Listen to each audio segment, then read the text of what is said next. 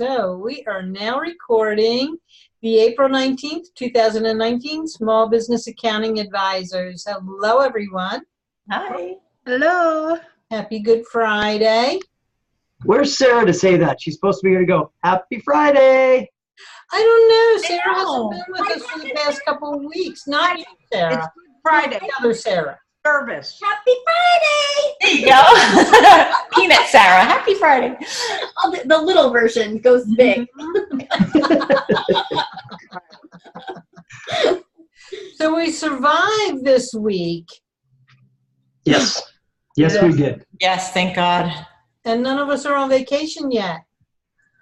Jacob is. Jacob is. Okay. There's no rest for us. What are you talking about? No.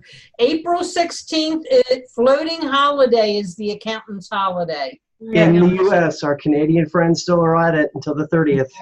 I know, but we had no Canadian representatives at the moment, so that's why I was saying that.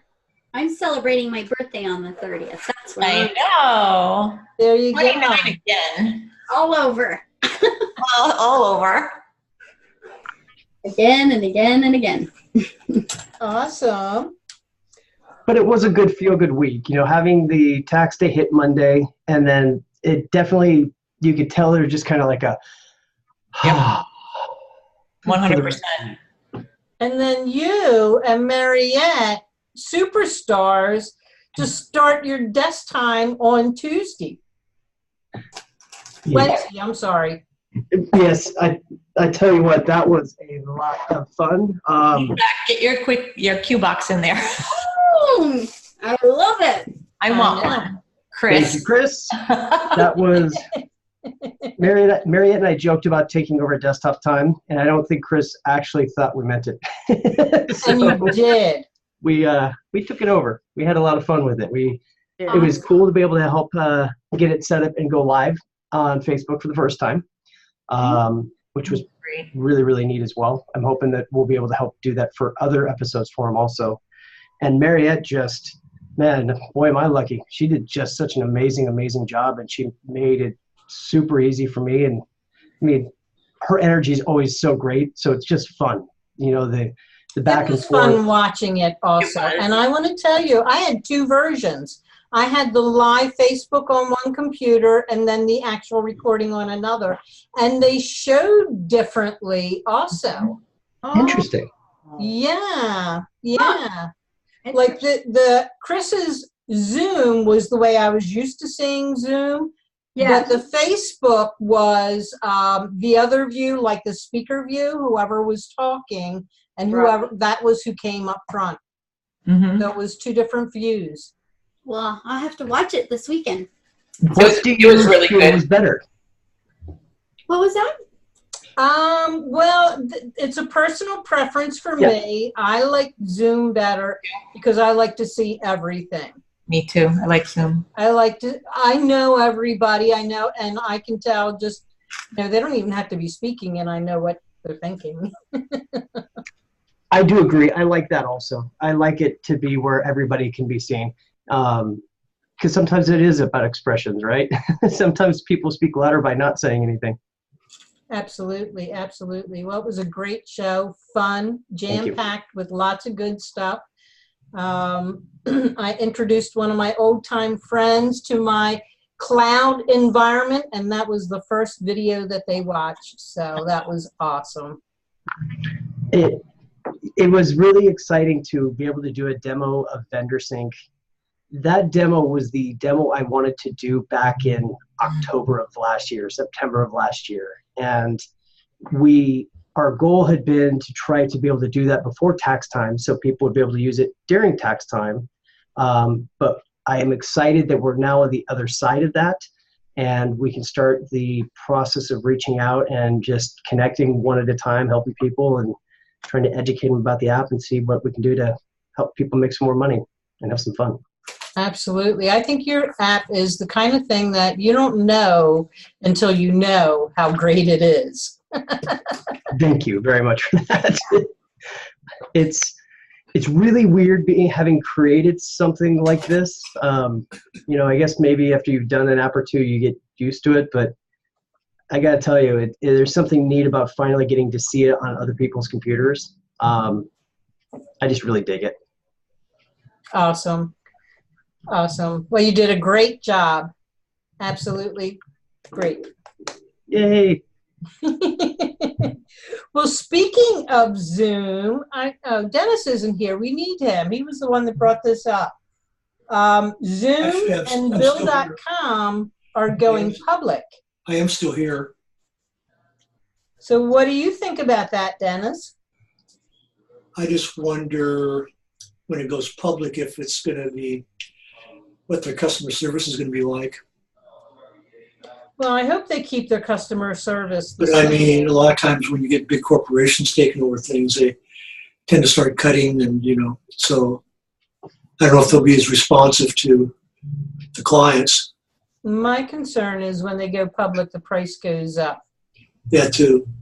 Did you buy stock, Dennis? No. One of the differences with their IPO, they were actually making money in comparison to a lot of other companies out there. So with that in mind, I feel it makes it a very good buy. And not most companies, when they first go public, they still have the best intentions. They still want to do those things. So if there is going to be that transition away from the customer-centric, customer service, I'm sure we still have some time before that occurs, as it may dwindle over time, but I have faith. Zoom is awesome. Oh, I agree. And I would say I would worry more about it. They do have a free version, but most of the people that I know are paying for it. They like it so much that they're paying for it that I don't really see that as being too much of a problem. But time will tell. One IPO that I would not be interested in buying is Bill.com. That one's going to be launching pretty soon. I don't think that's a good buy at all. Okay. You've got to tell us why. We'll go back to customer-centric customer service. Okay. I don't feel that, I think it's an example. They were first, not necessarily exactly first market, but they are the brand name, right? The Kleenex of tissue kind of concept. But I've always found difficulty in the way they do their pricing, that I don't feel pricing is hard to do, but theirs is just outrageous. And then I don't feel that they were very supportive with the way they went to their bill pay within QuickBooks Online, but specifically made it to where as accountants, we can't do that. We'd actually have to be added on as like another user of the company to be able to access that capability. I understand why, because they would eat into their own profit, their own market share. I just haven't been wowed. Maybe I'm just one of the few, but I have not been wowed. You're not one of the few. And I think that, don't you think that Bill.com, like all of a sudden they're starting to do things to it, but it's been like a dead app for a while, that now that they're starting to add, now I didn't know they were going public. So now that makes sense why they're starting to make these connections, that they haven't done anything with it. It's been sitting out there and not doing much for a long time. Nothing's changed on it. It's not been like when we work with Licio or any of the other apps like LeanLaw. We work with LeanLaw and they're open to like developing, even vendor sync, right? You're open to changing and making it better. It's gotten better. You've got that match thing now that it sees and it figures out the names. That's a really cool feature. The ALS capability. Right? It developed. I think it's that David versus Goliath kind of concept, right? When you're in app development and software, when you're the first person to bring something out like a Bill.com, if it's groundbreaking and you're bringing new concepts, it is always easier for somebody to come in second, now that you've laid the groundwork, to try to develop something and then to actually add on or do new features or this or that. And when you're very small and nimble, like we are as small business owners, we need the ability to pivot and change very easily and quickly. Mm-hmm. But as you get larger, with larger number of employees, developers, especially software code, Like you can't just say, I'm going to change gears on software development. You literally have to like build a bridge to a new pathway and then deconstruct it. Think about like road construction in a sense, new overpass, right? Yeah. Well, the cars aren't going to stop. So you actually have to build a temporary thing that's going to make it work. Then you build a super solid thing, right? Then you introduce it to some, to people, and then you tear out the old one. So it gets hard on that side. I think that's part of it. Right, Brandon? If Matthew said it, you know it's going to be true. Did he pay you? Gospel. Did he pay you, Brandon? Wait, what just happened here? No, okay. Yeah, Brandon, come on. You're on our team. The only thing that tops what Matthew's word is Sarah's. Yes, thank you. Well, I'm thinking Matthew should build me an app the way I think about how I want something to work. No, I'm kidding. Or Linda. Every time I say, why can't they just move this button? He'll be like, Linda, do you know what it takes to move the button? What was it that I said the other day to you, Linda, that I was joking around about? I was cracking myself up. What did I say? What I said about the cat box? Yeah. Oh, yeah. What was that? That was a really good line. I'll find it, guys. I'll find it. Because if it was easy, and my mom, we were just dying laughing. Well, I had a client that has 16 bank accounts and more than that in credit cards, and they said, just teach me how to do it because it should be really easy. And I'm like, they have 16 bank accounts. I couldn't ran out of fingers for the other. And I've actually ran out of fingers for the bank account. And I'm like, and she said, what did you say? It was that easy? Yeah, she wrote me and said that. And I said, I made myself laugh. That's how funny it was. It was about changing the cat box or changing the plumbing in a toilet, right? Yeah. There's a difference. Yeah, I can at least clean my cat box, but I cannot do a toilet. Was that company a profit first based company? The whole, I believe with profit first, their concept is having different bank accounts for different aspects of the business. Bank account. 16. No, I think I don't know what they are. I'm almost a little bit nervous to find out. No, they're just 16 bank accounts and it's like 22 or 25 credit cards. And I haven't gotten into the loans. I know, but it's easy. Oh, yeah. Problem. Of course it is. That's what Danny DeVito says. Just swipe and click and you can pay $4,000. QuickBooks is easy.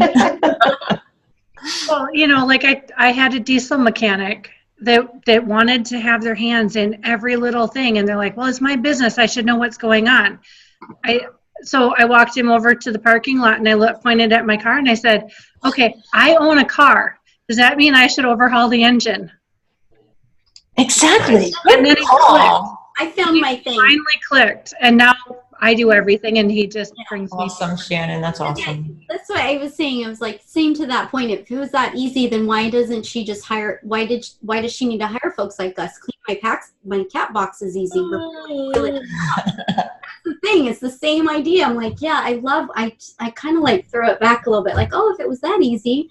And I do like what you do, Shannon. I love that because that's perfect. And Brandon's actually afraid of Sarah. That's why he's taken Sarah's side over Matthew's. He's not afraid of Matthew, but he's terrified of Sarah.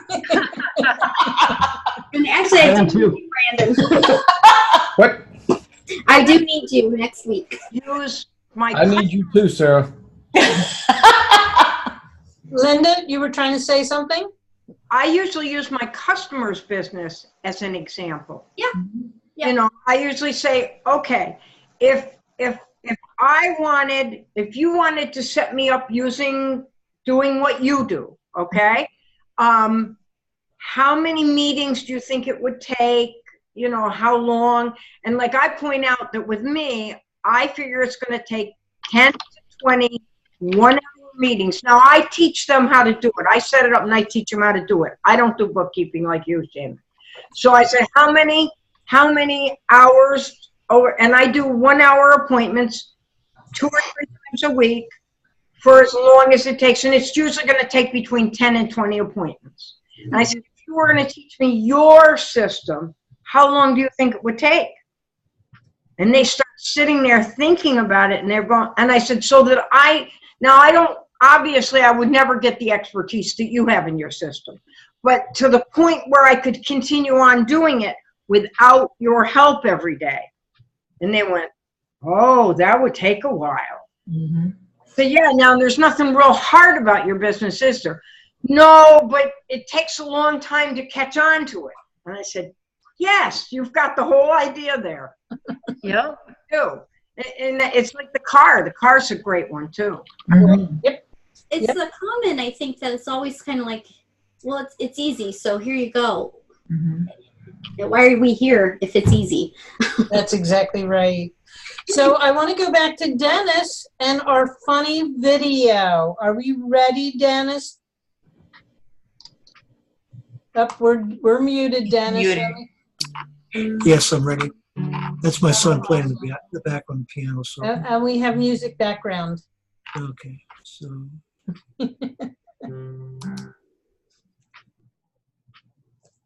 So should I make a speaker view? You have to talk. Well, you'll have the music going on, so you'll come up. The music in the background. Okay. Okay. Here we go.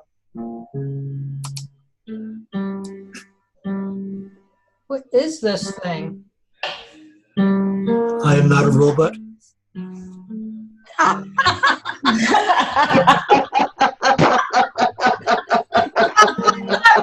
It's perfect. That's perfect. That's perfect.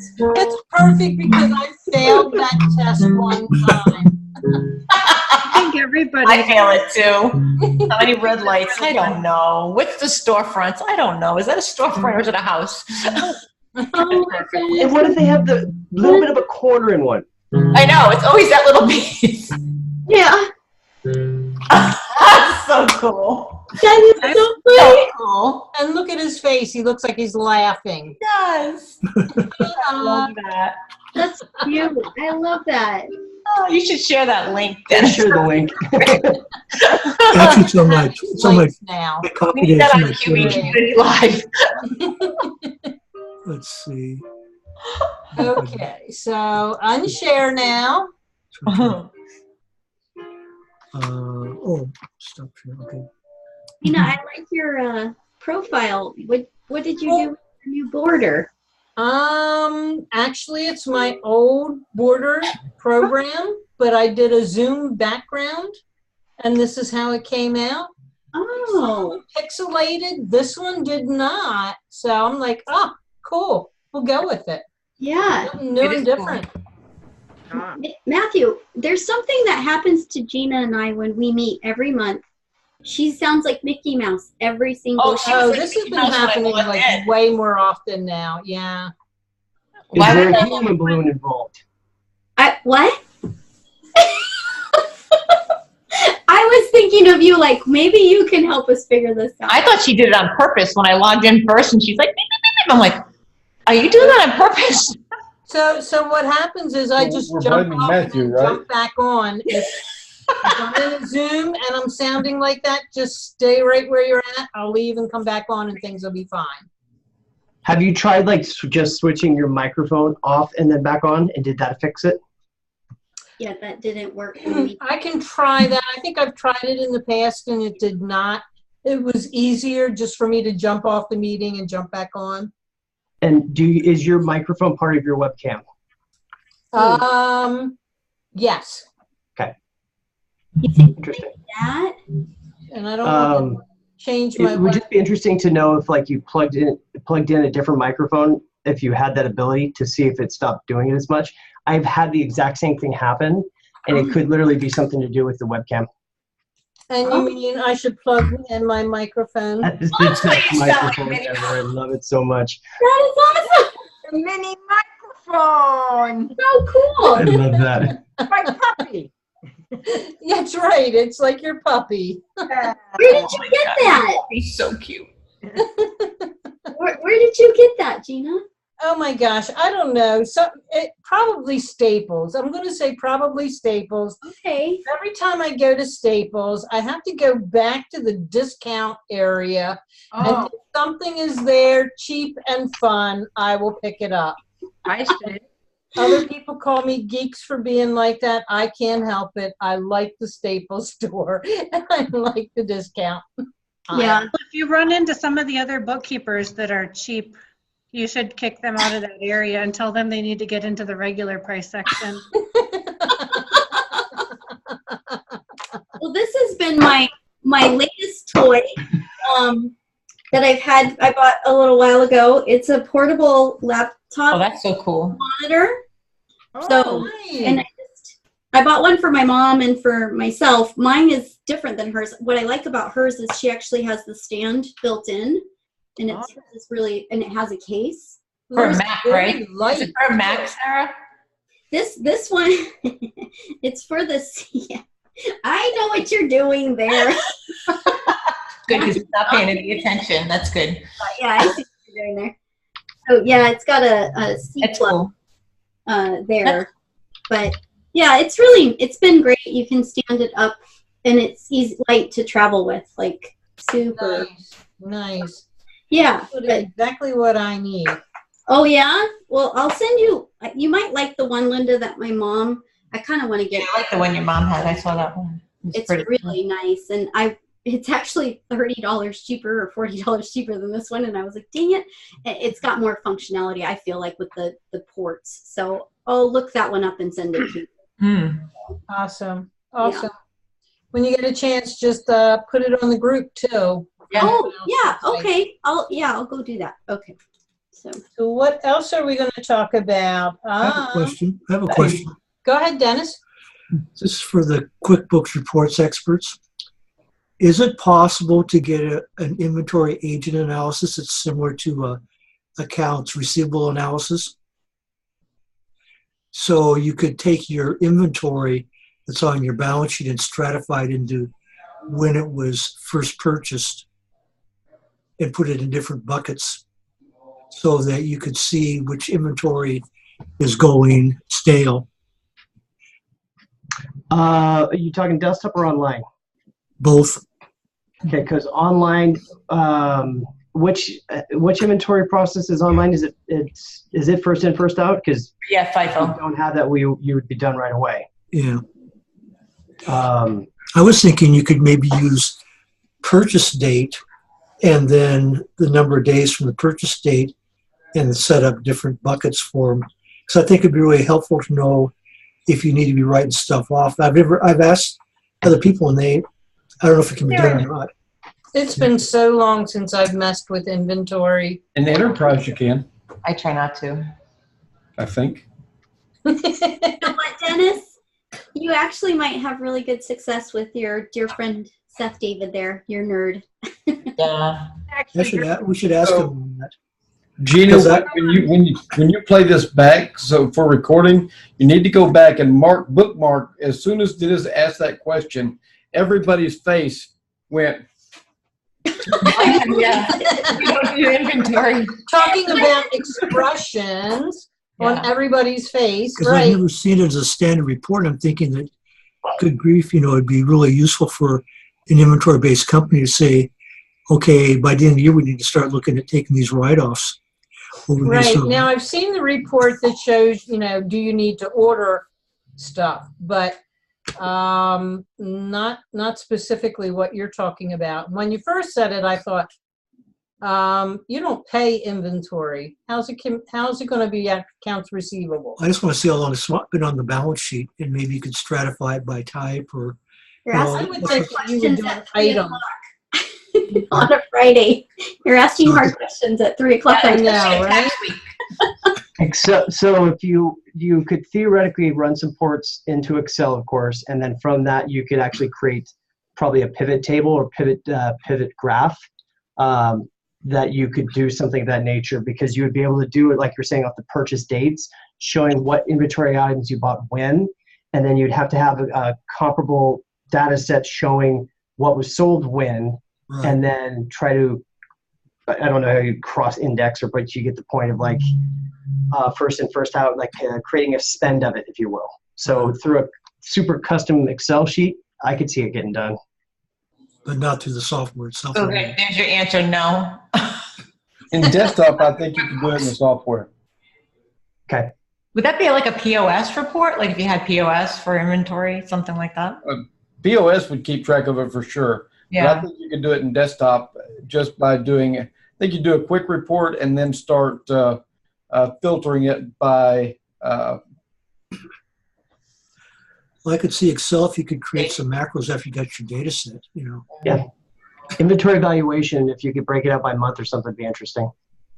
Yeah. So, Fairly easy to do in desktop. I have Or maybe a pivot table by age and then by type across, the two different axes. Oh, is that how you do it, Linda? Yeah. QBQ. I would, we usually have, what happens is with my clients, I have to watch, they'll go to negative inventory. In other words, they will sell something before they bought it in QuickBooks. All clients do that. And it Yep. sucks. I've got a great system that I've developed for fixing that. So, Oh. Kind of Yeah. presupposes the inventory numbers are actually halfway decent. Really what you do is you go back through and you print out. I go and I do the quick report. I go to the item on the item list and I go Control Q. Where I need to go back to so it's not needed. And then I just print that item out and it shows every bill where I bought that item and it shows every single invoice where we sold that item. And then we can go back easily and everything we sold of that item, we go back into the invoices and they already have their invoices printed out. So we don't have to reprint them or anything. I've got some feedback happening here. I'm not sure. What kind of feedback? Okay, yeah, it's Matthew he's saying. I guess. Matthew always gets blamed. He does. That's his job. We blame him. That's why Gina sounds like Mickey Mouse. That's background noise. Blaming people. You have to give them I'm credit. going to nail you to the cross. You're safe. Oh, tough crowd. with all of this lovely stuff, Gina, I'd love to share a quick image with a quote that is great for all of these things, if it's okay. Go ahead. Is it the one Free. earlier today? No. Hey, where'd it go? Oh, whoever was calling you. Are you seeing it now? Mhm. This is awesome. I love this one. Oh, Yeah. yeah. Nikola Tesla visited Henry Ford at his factory, which was having some kind of difficulty. Ford asked Tesla if he could help identify the problem area. Tesla walked up to the wall of the boiler plate and made a small X in chalk on one of the plates. Ford was thrilled, and he told him to send him an invoice. The bill arrived for $10,000. Ford asked for a breakdown. So Tesla sent another invoice indicating a $1 charge for marking the wall with an X, and $9,999 for knowing where to put it. I think I saw that story where Ford was the one who did the axe and somebody else. Yeah, yeah. Yeah, That's and great. I've seen the story where it's somebody fixing an engine Yeah. with a hammer. Yes. Awesome. Well, the story has a new life. It's hours and hours and days and years of experience. Ford is phone down road dead. And that was the car. I had a Ford once and it literally had it 3 months and it completely died. It was my first brand new car. Well, Aw. fix it, repair daily. Linda. And it was the last time I ever bought a Ford because it completely crapped out. My Problem. father At stood night. for fix and repair daily. Yes, exactly. Or frequently outruns dumpster. First on race day. So anyway, who was it who had the question? Was it Dennis? Yes. Dennis, if you want to talk to me separate, I don't know, or talk to Matthew separate. A lot of these things are kind of, they're good to discuss in here, but to actually dig into it and get what the report that you want, it's better to do it one-on-one. Yeah, actually, I don't really do that much in the way of QuickBooks anymore, or inventory for that matter. I just thought it'd be an interesting topic to throw out and maybe gives people something to think about. Because I've asked people, and You did that just to start our hard drive spinning. On a Friday happy hour. Friday. Thanks. My hard drive is tired. yeah, That's an 8 a.m. one. I don't know, at 8 a.m. I can't even think. Love you, Linda. Give her some coffee. So we've had, before we end, we're going to talk about Yammer, Neat Scanner, and Receipt Bank. Who wanted the receipt bank? Have them go. We'll do the others another day, okay? Oh, for the receipt. Oh, okay. So I was just sharing with Linda my experience, and I've been using it and I like it. I was disheartened when I learned that I was on the most basic version, and I thought, Yeah. someone like a pro advisor like ourselves is saying we're on a HubDoc, we're very like we're on Neat, we know these things. Wouldn't you want to kind of engage at a higher level immediately? Because it literally, in my mind, I was like, it's not doing what I need it to do, and I'm not in the wow factor anymore. And so I called and I said, I'm at this crossroad. I'm going to dump you or I'm going to continue. What am I missing? Because I can't do this, I can't do that, I can't do this. Then I got the features turned on temporarily right now, and they are amazing. And I was like, Jesus, you guys could have saved me a heck of a lot of problems, and I could have onboarded way faster with more people had I had this on the onset. And you didn't know they had it available. Yeah, and so I'm back, speaking to Matthew's point, which I thought was a really good point, which is like the whole pricing model of like this whole, like, just show me. Don't tell me. I don't know until I see it. I don't know until I touch it. Just show me what it is that I'm missing or need, especially if I'm coming in at this higher level. I'm telling you, I'm completely online. I'm telling you, I'm all these things. You're missing the point of who I am in this identity. And I'm just speaking for all of us. I'm only referring to myself, but I feel like that's a missed opportunity.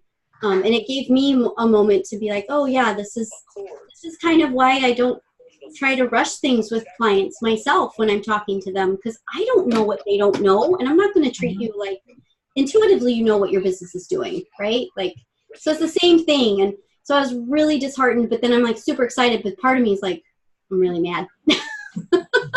So there's my little story. That's all I had to, and it does some amazing stuff. I see what I've been missing. It is pretty cool because it's matching things. It's pretty cool. She showed it to me, and I'm a HubDoc person.